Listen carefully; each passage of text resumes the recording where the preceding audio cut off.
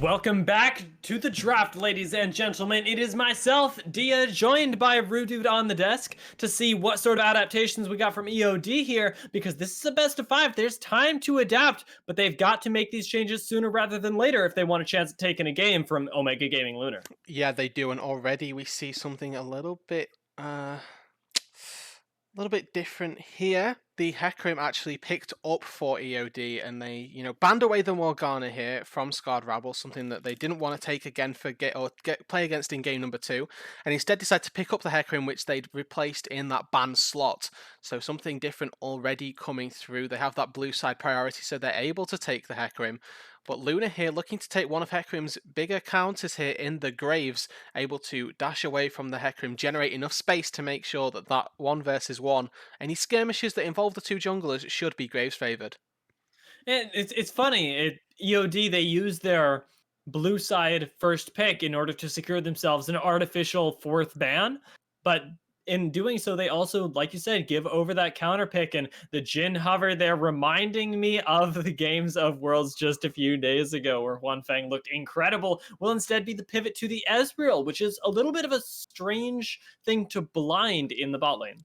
I think it's definitely one of the blindable champions. I think that if you're getting away with ADCs that you want to take safely, Ezreal is definitely up there in the pick, has the arcane shift, so doesn't get threatened by too much down in the bot lane, and also scales pretty damn well as we get into the later stages of the game with, Death Dance being such a core item in most Ezreal builds right now. Once he's got that mirror mana and be it Iceborne Gauntlet or the Trinity Force, it does incredible amounts of damage as we get later and later into the game here. EOD, though, not switching up too much here. Looks like Corki being picked up again, and we can just expect that to go into the mid lane. Ooh, and the Lulu as well, maybe threatening a hyper carry in the second phase of the draft. Lulu, very, very scary when paired with things like the Jinx that we saw last game. Things like Twitch have become even more prevalent thanks to the Lulu. And we'll have to see whether Omega Gaming Luna they choose to counter this Corki or lock themselves in a strong bot lane right now. I mean, they've already got themselves a really strong hyper carry in the Corki right there, but this could be an interesting pick for Gosha here. We've seen this a few times. It is going to be the Kassadin locked in as the Okay. answer to the Corki. Corki dealing a large portion of magic damage, with the majority of his spells being magical and 80% of his auto attacks as well being converted into magic damage. This magic shield from the Kassadin will go a long way in towards being profitable trade-wise for Gosha in the mid lane, and the scaling is pretty much matched by the Kassadin here. Did somebody say hyper carry? Because Kassadin is a force to be reckoned with in the late game. And Omega Gaming Lunar, they recognize that Lulu potential as well. Already take away the Kog'Maw. We'll see what they take away next. But it looks like EOD, they're threatened in their own way. They don't want to see that Ornn from Eternal and don't feel comfortable playing it right now, is what that hover is telling me. The lock-in will confirm it. Yeah, exactly. We have to remember that Luna have themselves the first pick out of this ban phase, so the Ornn needs to be taken away. Even if EOD wanted to play it, there's no guarantee that they could get it for themselves. That being said, though, I expect Luna to take something into this Lulu in the first phase here and save counter pick for Etherno on the top side. Rabble knows that he's playing into a Luna Lulu rather here in the bot side of the map, and we have to remember that this isn't necessarily a top lane Shen. We've seen Rabble play the Shen in the bot lane numerous times as well.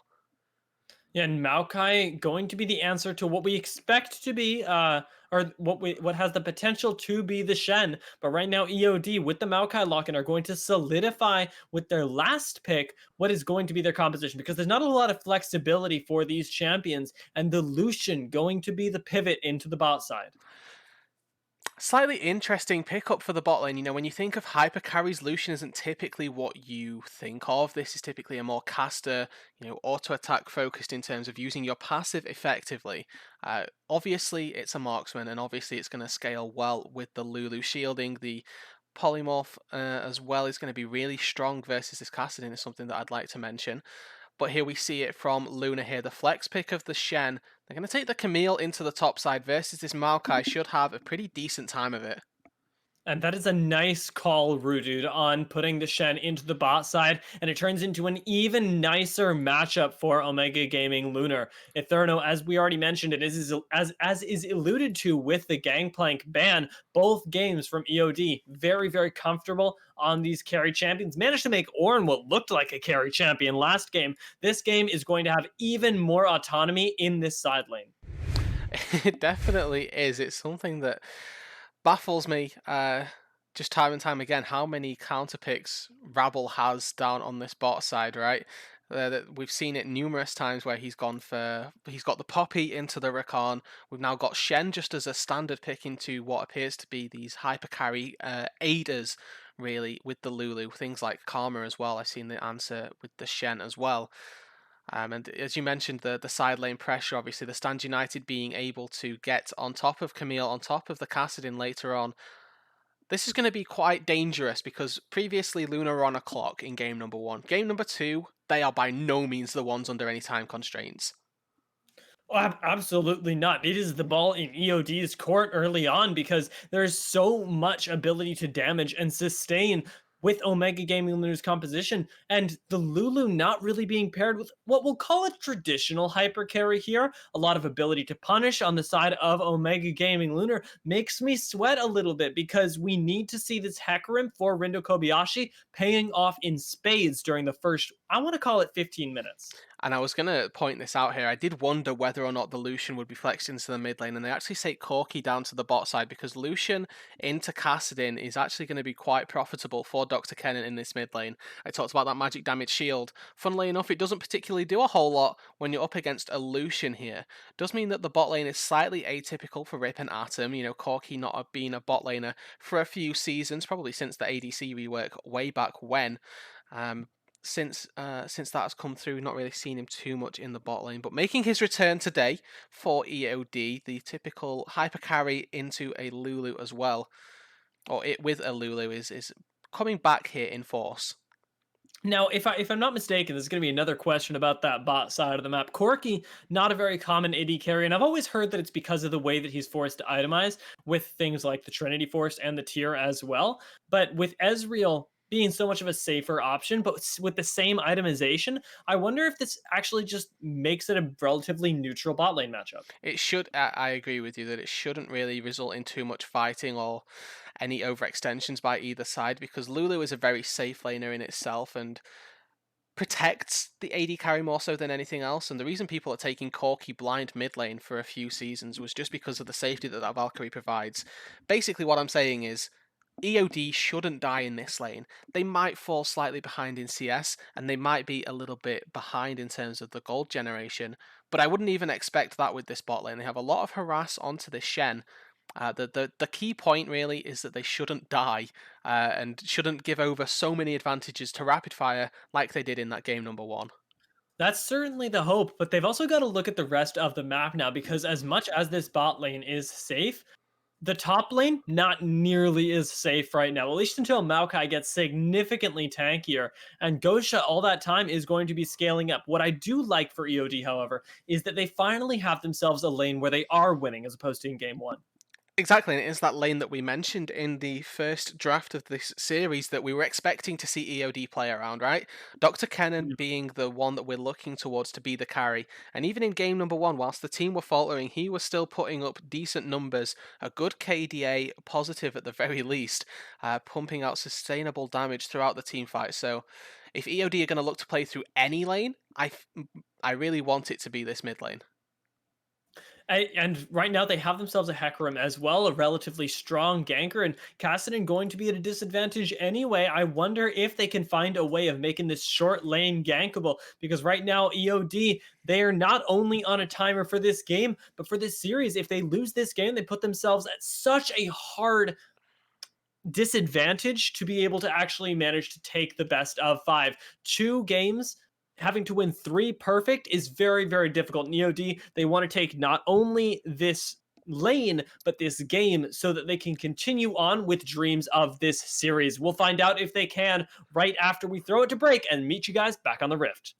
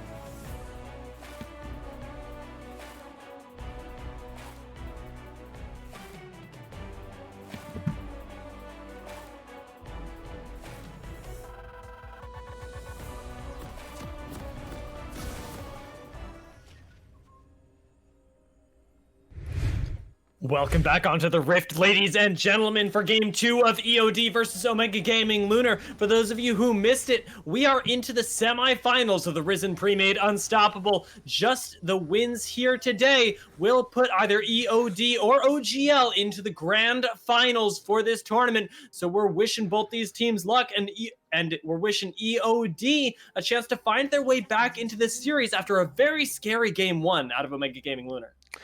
For sure, indeed. They got pretty much rolled in the early game, and the progression that Lunar were able to make with the neutral objectives allowed them to transition that into a nice mid-game team fight, which snowballed the game beyond all repair for EOD. Strong Caitlyn in the late game was not even a damage concern when they were staring down the Aurelia, the Ornn, and the Lilia as well. Yeah, and this time you do still have very, very scary lanes. You have lanes like the Kassadin as well as the Ezreal. It's going to have a very nice mid-game spike. Etherno, obviously very scary. But on the other side of that, I feel like it's evenly responded to in terms of power spike. Dr. Kennen on the Lucian actually spikes relatively soon, depending on the way that he itemizes. Exactly, he has the option to go for a fairly early game focused build, being the Blade of the Ruin King as the first item.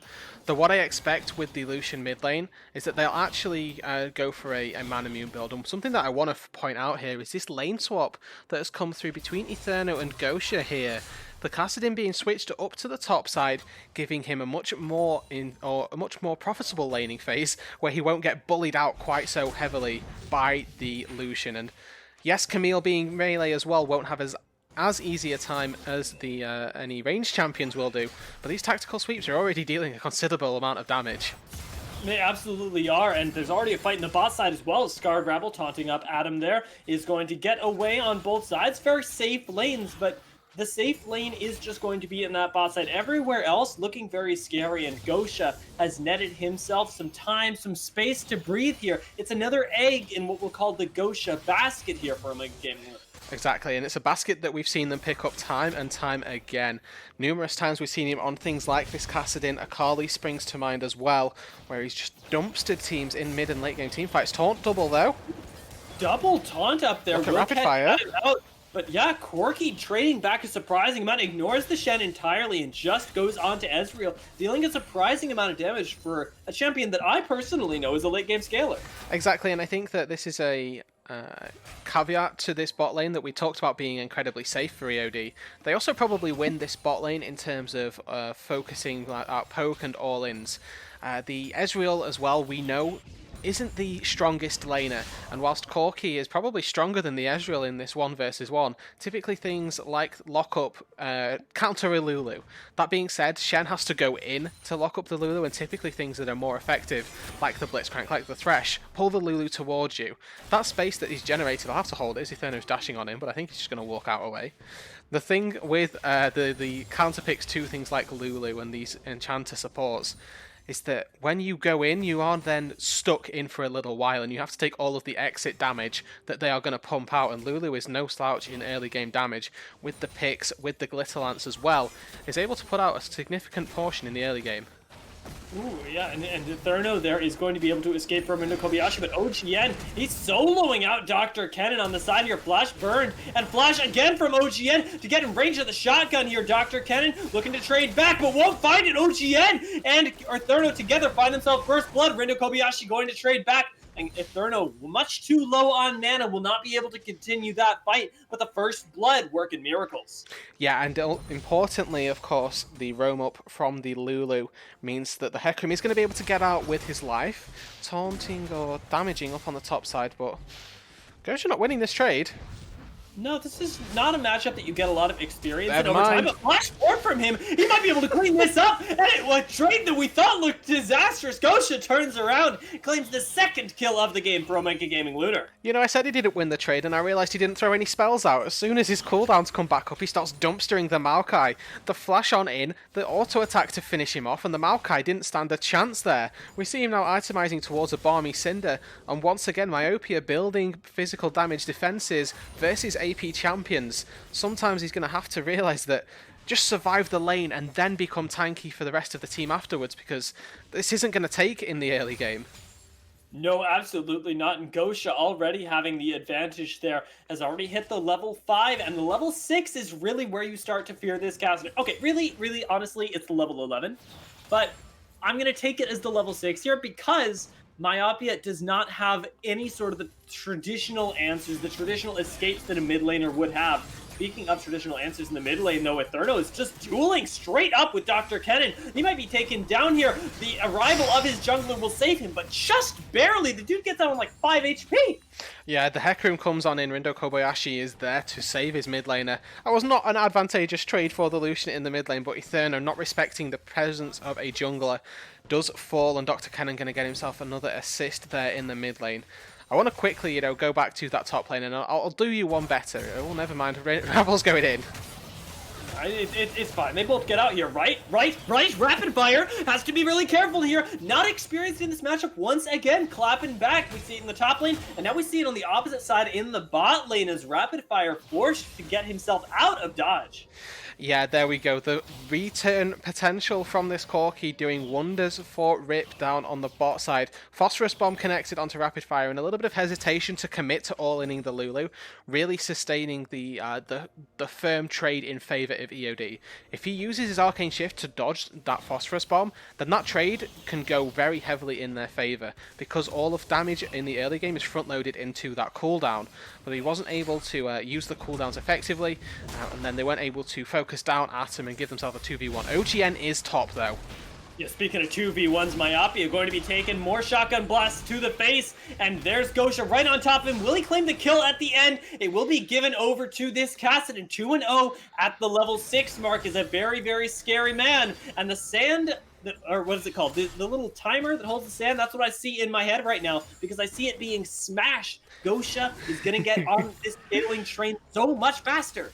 He definitely is. If there is one champion you don't want to donate kills to in the early game, on top of that list is Kassadin, right ahead of the Vayne, of course, but Kassadin with 2 kills, and my point would have been that at level 6, you can no longer easily punish the Kassadin, and then at level 11, you become to fear the Kassadin. With 2 kills early on, and then he's going even in CS, so he isn't winning outright, but with the even levels of gold being generated from the creeps, he's also giving himself a great advantage with that gold lead in the top side. And finally some MR comes through, but Rabel's found Rindo. Oh my god! Rindo Kobayashi, no way out here. OGN flopping over the wall. Should be able to find the horse. He's very quick, but OGN still manages to grab that kill on the top side, though. Dr. Kennen finds the roam up and shuts down Gosha. Yeah, and that's going to be huge for the Lucian that he's able to pick that one up. The lane swap back from the guys, and Eterno's actually going back into Myopia, gonna just hit the quick tactical sweep, runs on out from that. But yes, the lane swap back from EOD, giving the Lucian the advantageous matchup that they wanted so early on. I was definitely expecting that to come through a lot earlier, to be honest with you, but Gosha just TP's back to the top lane and he's gonna just dash in. Yeah, actually feeling confident in a lane that he just died and is going to trade back onto the rectangle. He eats the turret shots with the slow, and Gosha trades back, slapping the little man around. Yeah, 2 turret shots because of that forceful slow from Kassadin. That means that he falls, and all of that advantage that the Lucian had just gained has been mitigated immediately. Teleport back to the top lane, free kill for the Kassadin, literally 3 now. This is his 3rd kill of the game out of 5. He is doing tremendously well in this early game, and Kassadin is that ticking clock. Once he reaches level 11, level 16 to the fullest extent, this champion is unkillable and will run through your backline. Doesn't matter how fed the Lucian and Corki get through laning advantages, if Kassadin gets anywhere near them, it is going to be curtains. The one saving grace EOD will have is this top lane 2 versus 1 again. So Kobayashi, he's looking for the kill, but I don't know if they can shoot through Gosha. The flash, the failed dash over the wall, plus Scarred Rabel's arrival will secure the kill onto the horseman, and Gosha walks away with yet another kill in his pocket. Yeah, there we go. That's the 4th one for Gosha now. It's just a ticking time bomb right here before this Kassadin becomes an ultimate threat. Has the Rod of Ages completed nearly 10 minutes into the game right here, and they pick the Shen in the bot lane, but they've picked an ADC that is perfectly sustainable down on the bot side solo. Ezreal with the Tear, with the Sheen, definitely feeling confident enough to sit under this turret and even trading back versus the 2 members of EOD's bot. Yeah, it's surprising to see him just taking a few cheeky pokes out there at Rip and Adam, who have still been able to pair themselves in this bot lane. Adam not nearly as good of a roaming champion and doesn't have that insta button to press and just join up with somebody like Gosha. If we had that, Dr. Cannon maybe wins.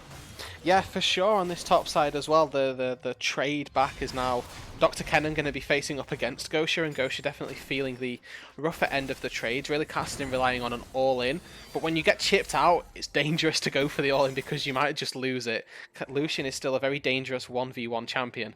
Looks like Gosha, though, has tried to set himself up a little freeze to keep the wave in a profitable spot for him. Make sure that the Lucian constantly has to be overextending and fearful for a gank if he's trying to step up and hit these minions. And right now, Gosha has also completed his first item, and this is a little bit of a parity situation. Between the Rod of Ages and the Muramana, because the Lucian has grabbed himself an item that needs to scale, and Gosha has grabbed himself an item that needs to scale, and so we're just back to waiting for ourselves to have actual items. No clear spikes have come in. And both of them are back to this sort of lane state where either of them can win. But right now, OGN looks like he's going to get collapsed on. Rinno Kobayashi has no health bar to speak of, though. Could eat a collateral damage, but unfortunately, cooldown is expended. Myopia instead going to be taking the wrong end of the shotgun to the face. This tree could be cut down by Eterno, who jumps under the tower and takes him down with the scissor legs. The precision protocol, true damage coming through, takes down this tanky Maokai in the mid lane, 0-3-0 right now. Rindo Kobayashi dashed on in, got absolutely bursted out by the Graves and Camille combo, and Rabble hits a taunt. It should just be the trade back, though, and actually Corki feeling very, very confident, knows he has the damage onto Rapid Fire here, and there's the Stand United to try and buy a little bit more time for the AD carry. Adam, though, takes down Rapid Fire in the end. Yeah, and this bot lane definitely becoming more favourable for EOD. Something that we weren't quite expecting, but has definitely transpired to be their area of expertise. After the Lucian got swapped, or the casting got swapped away from the Lucian, EOD have had to find other advantages, and we can see now that this bot lane is where they've looked to for it. Completed mana immune for the Corki. He's going to be building that up very quickly, and as is typical with Ezreal, he's taken a detour into the route to his mana immune with that Sheen. Gosha goes in the top side. Dr. Kennan, you've got to be careful here, my guy. Yeah, hitting the level 10 on Gosha will be very scary, especially if he manages to tick over to that level 11 mark before Dr. Kennan can punish him again. Uses the culling to try and clear out the minion wave, but that spell's doomed for him. Gosha just needs one more Rift Walk and will secure the kill as the Lucian overextends just a little bit. Yeah, you can see that Dr. Kennan's with the time, he's like, okay, I've got 3 seconds to kill the Castadin, I've got 2 seconds to kill the Castadin, oh, I'm dead. The second Rift Walk comes back up, and with the fleet footwork as well, Gosha is able to sustain through the majority of this Lucian poke, able to, as we mentioned, all in the Lucian and get himself to a point where he's no longer going to feel threatened by him. Has picked up the Ninja Tabbies as well because he feels like he's going to be in this 1v1 for a while, and now a tier as well. When you're snowballing so hard, this is going to be perfect, but you see a fight bot.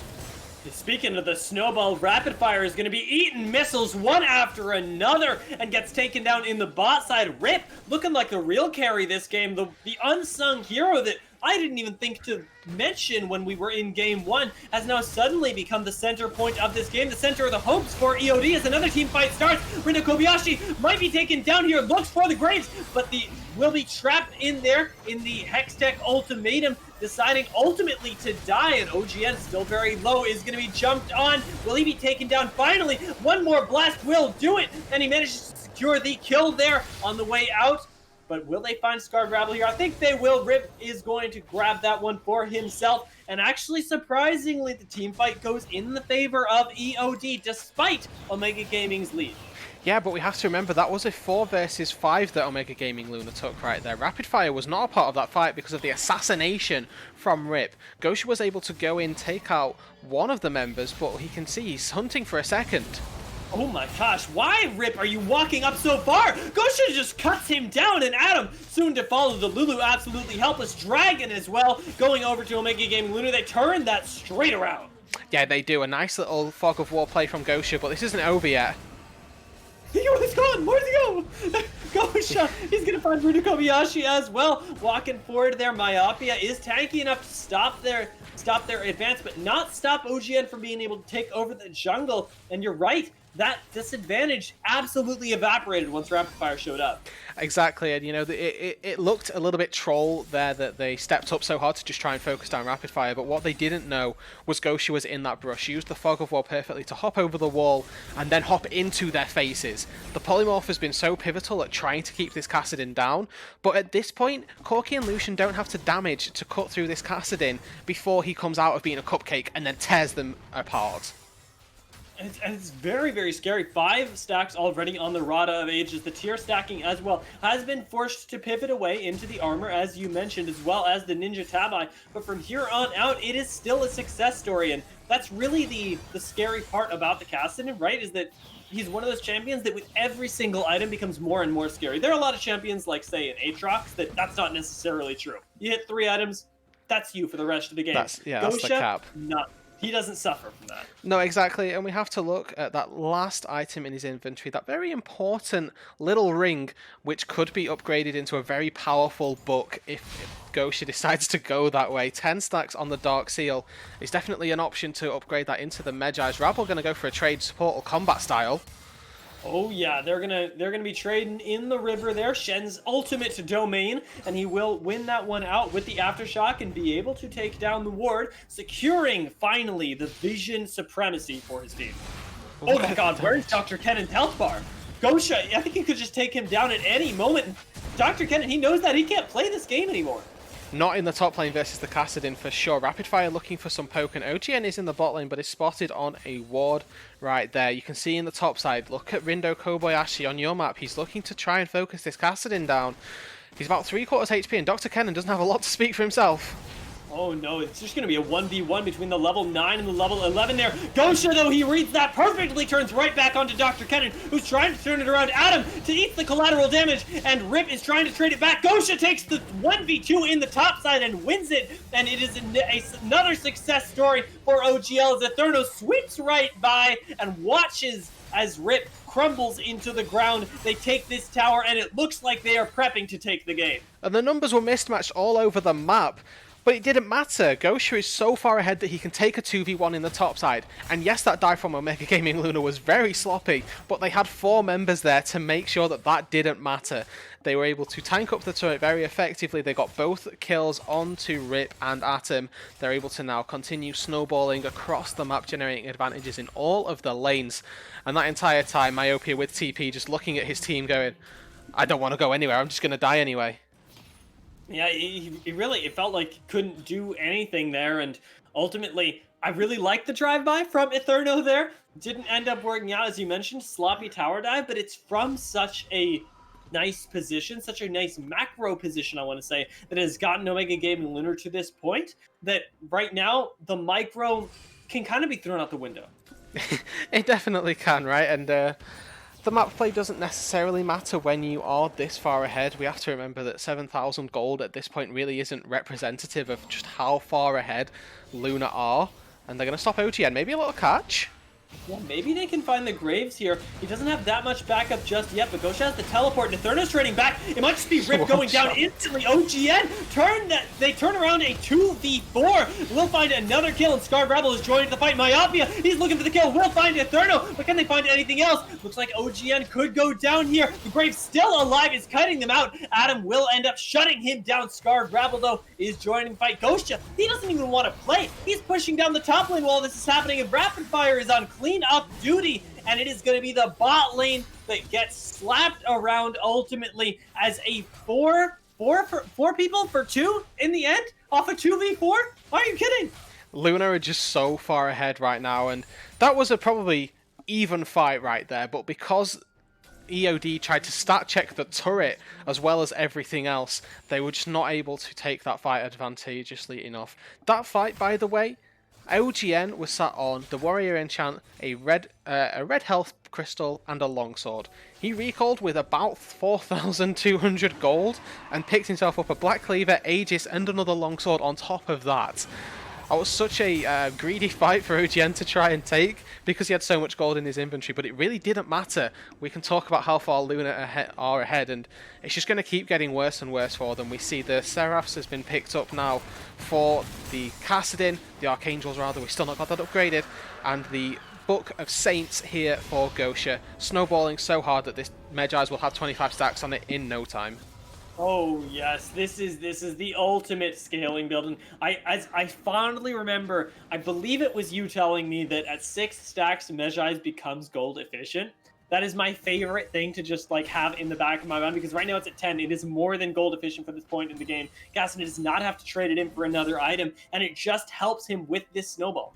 Exactly, and I think 6 or 7 around that marker, and then obviously when you look at full AP items in the late game, you know, you compare it to a Liandry's, to a Morellonomicon, something like that, that's about 3,000 gold. That's equivalent to, by that math, about between 18 and 20 stacks that you have like a full late game item in your inventory for the cost of 1,400 gold. And that's not factoring in the movement speed that it gives you as well. So just in terms of raw AP that it gives, this item's so incredibly gold efficient, just does so much work in terms of helping the Kassadin get fed even more so than he already is. Yeah, he's already at the 9 and 1 mark, and yeah, the movement speed actually going to be very important on the Kassadin. Even with those Rift Walks, being able to close the gap, keep those autos going, is going to provide him a lot of value. And right now, ooh, it looks like Dr. Ken is going to just be soloed out by Rapid Fire. The man is so far behind that he can't manage to do anything there. Rip is really the only hope here, and he's farming in the bot side. Going to be collapsed on by Etherno, silenced, and then trapped in the baby cage. Going to be taken down with one last auto here. And not only the Baron, not only the top lane, not only the bot lane, the entire map is run by Omega Gaming Lunar, whether they know it or not. Yeah, Etherno gets collapsed on though, and he's just going to dash away on Slot of Shadows. Yeah, Rindo Kobayashi might be able to take him down here. There is a TP big as well. shield to Stand United, though. They do not want to give it the skill. Scarred Rabble going to keep the fight going. And Gosha, he has arrived. First down one. Can he find another? It will not be so, as Etherno takes that kill away from him. Rapid Fire and OGN totally comfortable on this Baron. They are. They've got enough damage and armor between the Graves and the Iceborne Gauntlet to tank up that thing for as long as they please. 2 kills down on the bot side going in favor of Omega Gaming Lunar. The Baron as well. 6 more stacks for Gosha on that Medjai Soul Stealer. Lunar are just running away with this game. 12,000 gold lead, and look at that burst. I was just going to say, they could probably make this dive work, and as I say it, the dive is already executed. Etherno taking up the tower 4 now, but Gosha just needs one more auto to secure the double kill, and now the turret under fire, not only in bot, but in mid as well. Etherno going to be able to cut this one down on the split-pushing Sheen Camille that has been joined by the absolute powerhouse that is this Kassadin. Yeah, and they might look to take this inhibitor turret as well, but I don't expect any inhibitors to fall. The Baron was only just taken. Luna still have about 1.5 minutes, 2 minutes with this cooldown left in their pockets. They've got plenty of time to reset, take some inhibitors, go back, take the Infernal Drake, which will be soul for them, and then from there on it will be absolutely curtains for EOD in this second game. And as you say, they've got about 2 minutes till this Baron expires. I'm looking at the top left corner because there's also about 2 minutes until that final dragon comes up to put Omega Gaming Lunar at the Infernal Soul mark. Exactly, and it couldn't have been scripted better. Rindo, yeah, I think you're just dead here, buddy.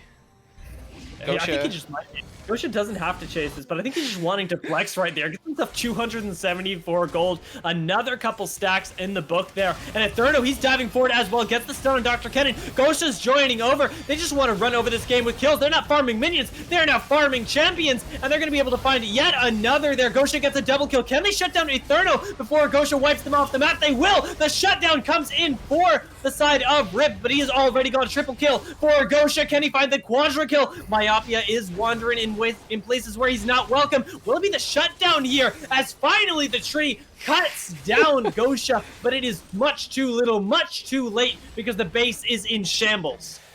And Lunar at this point, they don't need to realise how to play League of Legends. Yes, it would be great that the Baron syncs up so perfectly with the Infernal Soul, but at this stage they can literally Rift Walk into the enemy's base and take down anybody they want. They only die because they're stat checking a tier 3 turret in the enemy's base. We can see Narindo Kobayashi trying to clear the wave away so that Lunar can't end the game just yet. But at this point, you have to just cut your wounds and say, I'm going for game 3 because there's no way we're killing a Kassadin. Yeah, Rapid Fire at this point is very, very scary as well. Is looking with the ultimate there. Will find the snipe onto the Hecarim. OGN he wins this fight, I'm pretty sure, and certainly with that teleport, it's going to become a 100% sure. Adam forced to flash away collateral damage, not going to quite burn him down, but this is going to be the last fight here. Omega Gaming Lunar, they are securing themselves what has been another very dominant game too. Myopia going to be cut down eventually. Is this tree? He is the tankiest member, but that's not saying much at this point of the game. Dr. Ken barely going to escape with his life, but Omega Gaming Lunar, they are toying with their food at this point, and it is finally going to be the Nexus falling as they take game 2 in the semifinals. And that one, that was not even close. Maybe game 1 we thought that there was a carry threat coming from the mid lane. Game number 2, there was a smidgen of hope that the Corki would be able to come through and carry for EOD, but that was just nowhere near enough of a threat, really. There was so much presence on all of the members of Omega Gaming Luna that they really had no chance at all. And that, I'm going to say, I feel like that was almost entirely due to the lane swap. It definitely was, because the generated advantage from putting the Kassadin into the Maokai snowballed the Kassadin beyond all repair. You know, it took for Kassadin to get to 3-0 before to get to 2-0 before the Kassadin was then placed against the Lucian. And I said that the wrong way around. They switched the Lucian into the Kassadin, but the point remains that was too late. 2 kills on a Kassadin pre-6 is 2 kills too many. He should not be getting those kills in the early game. You need to use the Lucian to shut him down. And EOD just didn't. They respected the lane swap, but didn't swap back themselves at any point, and that was where their downfall really was. Yeah, and it felt like from then on, I mean, as we mentioned, that was where the game started to get out of control. There was the hope story for Rip in the bottom lane, who looked really, really good on the Corki into rapid fire, but they weren't able to convert that into anything meaningful once this Kassadin got going, once he was joining fights, and eventually once he was able to not even be in a fight and still win it passively. I want to take a look at the damage charts before we throw this one over very quickly, just because I want to see how much damage was actually dealt by this Kassadin, and when we look at that, completely dwarfs anything on the other side. It does. Had more damage than anybody on EOD, and that is to be expected with the amount of kills that the Kassadin did get. But that isn't just the Kassadin either. The Camille and the Ezreal both topping out anybody on EOD's roster. OGN coming very close on the Graves to beating out the majority of their members as well. This double marksman comp from EOD played out their best. You know, the roles were fulfilled perfectly, but they just weren't able to shut down the Kassadin, and it was too little too late. And off of game 1, you've managed to put out the fire in the bot lane. It actually looks really good for EOD, but you've got 2 other lanes that are very problematic. In game 3, can you put out those 2 fires, or will this be the end of the line for EOD? We'll find out right after this.